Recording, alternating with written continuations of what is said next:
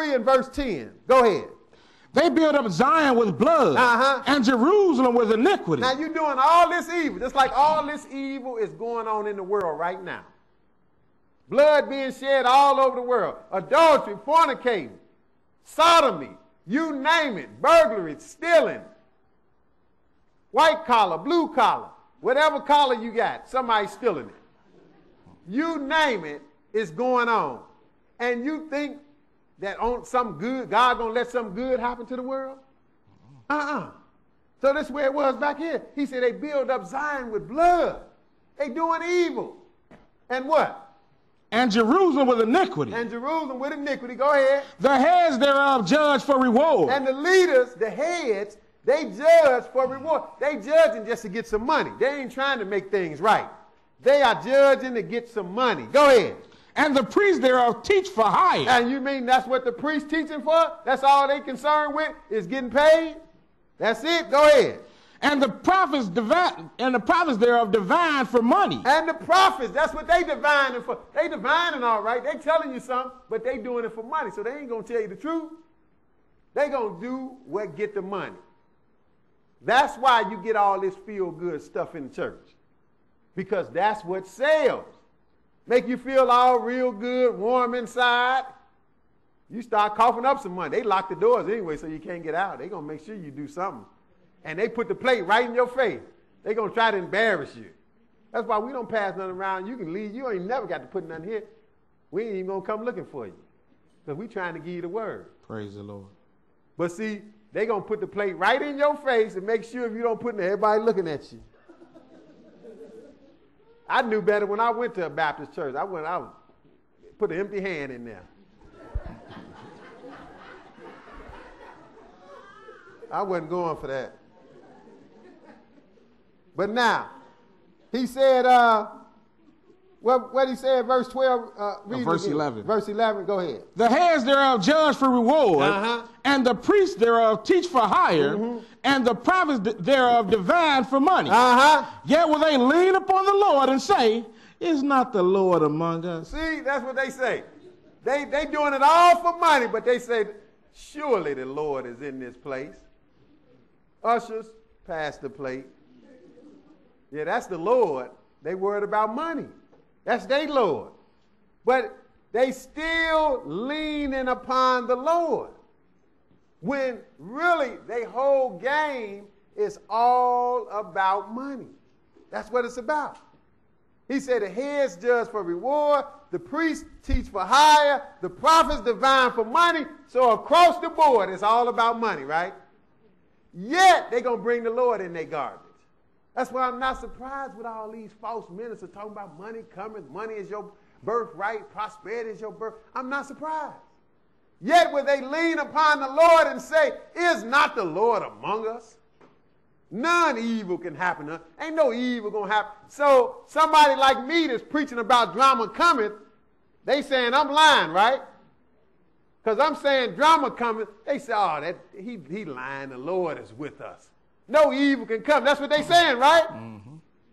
Go ahead. You finish that? Verse 12. Verse 12. Let's see what's coming. Micah 3 and 12. Go ahead. Therefore shall Zion for your sakes be plowed as a field. See, the Lord said, look, you saying you doing all this for money and talking about the Lord is with you and no evil can come. He said, but I'm going to tell you something. Zion for your sake going to be plowed like a field. So in other words, I'm going to bring the evil.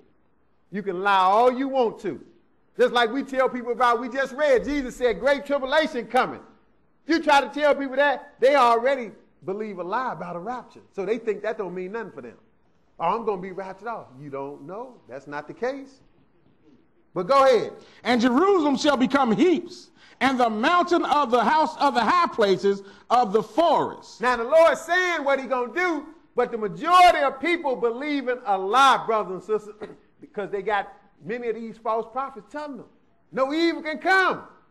Money coming. That's what's coming, right? That's what they say, right? So they not listening to when the Lord's saying the evil is going to come. Now back up to Micah, the 1st chapter. Micah 1.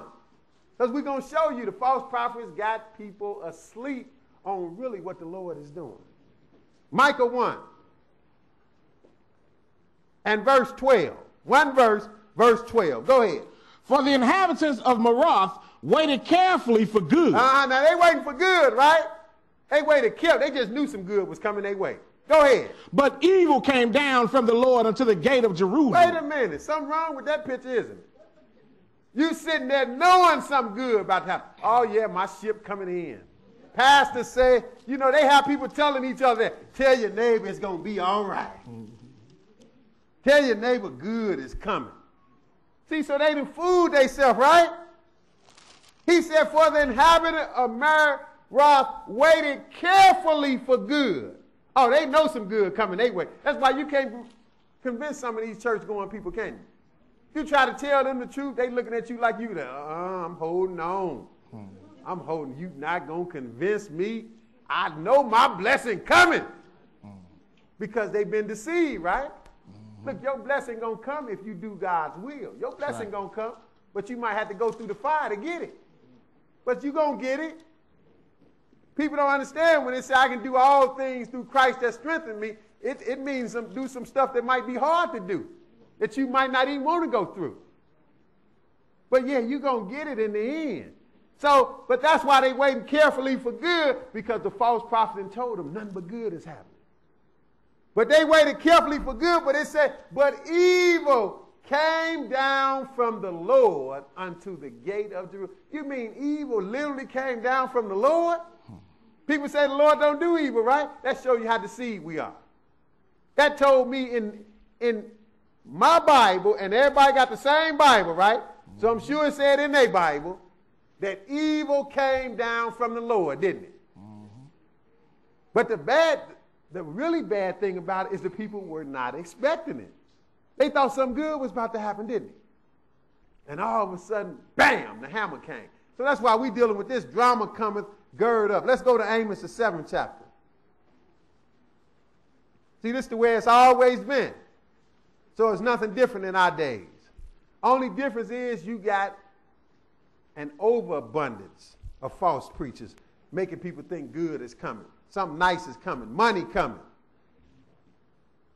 Here's another example of a brother that got a harsh message from the Lord, and he gave it to the people, and he got all kind of opposition from the false shepherd. Amos 7, and we're going to pick it up at verse 8. Amos 7 and verse 8. Okay, go ahead. And the Lord said unto me, Amos, what seest thou? And I said, a plumb line. Then said the Lord, behold, I will set a plumb line in the midst of my people Israel. I will not again pass by them anymore. And the high places of Isaac shall be desolate, and the sanctuaries of Israel shall be laid waste. And I will rise against the house of Jeroboam with the sword. See, the Lord said, look, he set a plumb line because he's getting ready to judge Israel. I'm getting ready to judge these people. And again, it's nothing nice. It's not some feel-good message the Lord telling Amos to tell these people. He said, you see that plumb line? I'm done with them. I'm getting ready to deal with them now. And I'm going to wipe out the high place that they got, the false worships that they doing. I'm going to wipe it all out. And I'm going to rise against the house of Jeroboam. He was the king with the sword. Go ahead, verse 10. Then Amaziah the priest of Bethel sent to Jeroboam king of Israel, saying, Amos has conspired against thee in the midst of the house of Israel. The land is not able to bear all his words. See, you always got a false prophet want to come against the truth. Amos is a prophet from God. That's why he got a book in the Bible. But his message was not nice. His message was not pretty. So, quite naturally, the false prophet in charge in his day, he felt his responsibility to come against Amos. So he went and snitched on him, go tell the king. He said, look, Amaziah the priest of Bethel sent to Jeremiah king of Israel, saying, Amos have conspired against thee in the midst of the house of Israel. The land is not able to bear all this. See, they looked at him as treason. Like he conspired against the king because he telling them what the Lord said. How you conspire against the king? I'm just telling you what God's message is. Right. I ain't against this country. But if God got some evil message, I'm just going to tell you. You take that up with God. Don't get mad at me. I'm just the go-between. That's all Amos was.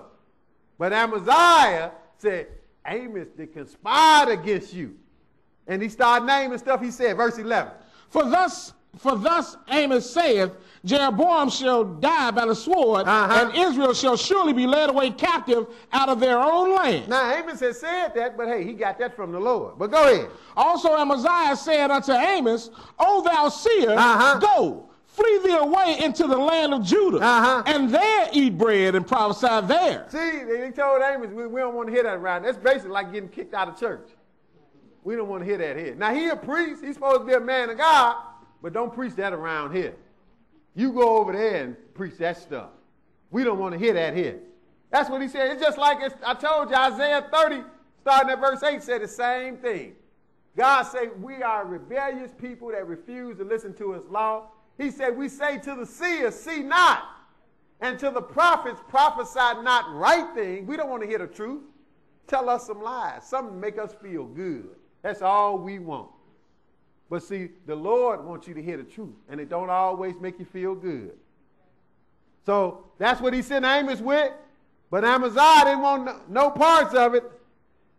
He said, O seer, flee thy way into the land of Judah. He said, you go down south there, and you eat bread, and you teach that stuff down there. Verse 13. But prophesy not again anymore at Bethel. Don't come around here with that no more.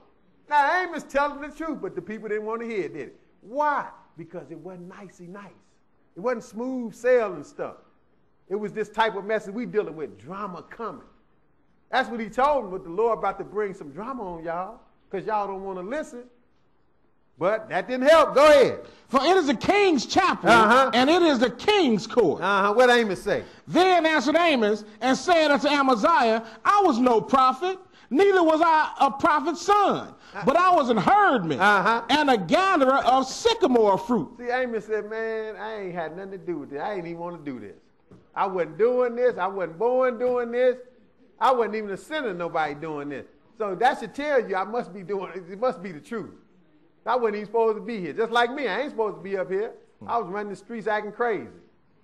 I used to tell, even when I met Loretta, we was teenagers. She went to church all her life. She said, you go to church? I said, I'll burn a seat in church. But look where I'm at now. So I know I wasn't supposed to be doing this. So I ain't got no reason to do nothing but do it the way the Lord said do it. Praise the Lord. So now, that's what Amos said. He said, man, I ain't had nothing to do with this. I wasn't a prophet. I wasn't the son of a prophet. He said, I was just out there messing with the cattle. That's all I was doing. Verse 15. And the Lord took me as I followed the flock, and the Lord said unto me, go, prophesy to my people Israel. He said, the Lord did this. So now what you want me to do? Go ahead. Now therefore hear the word of the Lord. Thou sayest, prophesy not against Israel, and drop not thy word against the house of Isaac. Therefore thus saith the Lord, thy wife shall be an harlot in the city. Here goes some more drama for you, mister. You don't want me to say nothing? You tell me don't prophesy around here? This is another message from the Lord for you. Thus said the Lord, your wife shall be a harlot in the city. Go ahead. And thy sons and thy daughters shall fall by the sword. Boy, that ain't pretty, is it? He said, your wife going to be a whore, and your sons and daughters going to die. Go ahead. And thy land shall be divided by line, and thou shalt die in a polluted land. And Israel shall surely go into captivity forth of his land. See, he said, look, you just got some specific drama now coming, since you didn't put your 2 cents in. But now let's go a little further. Go to Amos 3, back up to Amos 3.